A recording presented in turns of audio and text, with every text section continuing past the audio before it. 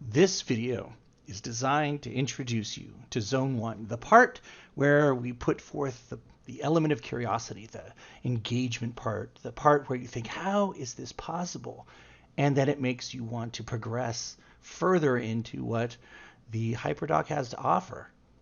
So let's take a look at the project that you're about to build and the reason you're about to do it. We're calling this a skills challenge.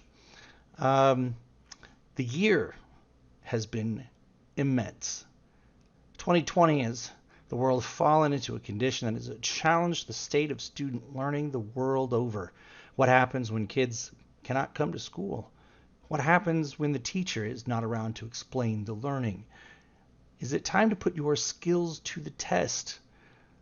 The HyperDoc goal, the goal of what you're about to do, is to use the skills training to make zones of learning experiences that are ultimately passable, transmittable, sendable, to act as individual units of learning for each individual student. Seem impossible?